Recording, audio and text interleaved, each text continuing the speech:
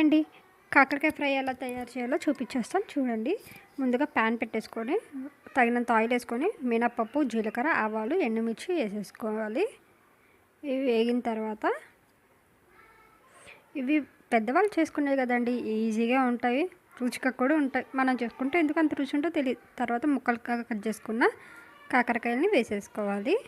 తర్వాత రుచికి సరిపడా ఉప్పు, పసుపు వేసి ఇలా మొత్తానికి ముక్కలకు పెట్టేటట్టు ఎగరేసేయాలి. తర్వాత మూత పెట్టి ఒక 5 నిమిషాలు మగ్గనిద్దాము. మధ్య మధ్యలో కలుపుకుంటూ ఉండాలి. అలా మూత పెట్టుకొని 90% మగ్గే వరకు ఉంచేసేయాలి. మూత పట్టకపోతే మగ్గవండి. 90% మగ్గిన తర్వాత ఒకసారి తీసి చూసుకొని ఇలా వచ్చిన తర్వాత మీ రుచికి సరిపడా కారం వేసుకోవాలి. చూసారా, ఆ స్పూన్ చూసారా, ఐస్ క్రీమ్ తిన్నప్పుడు ఇస్తారు కదండి మనకి, ఆ చిన్న స్పూన్, అందుకే అన్నిసార్లు వేసాము. మీకు ఎంత కావాలో అంత వేసుకోండి. మేమైతే ఒక 2 స్పూన్స్ వేసాము. అంతే అండి. కారం పచ్చివాసన పోయే వరకు ఏగనిచ్చేసి ఇంకా స్టవ్ ఆఫ్ చేసుకోవడం, అంతేనండి.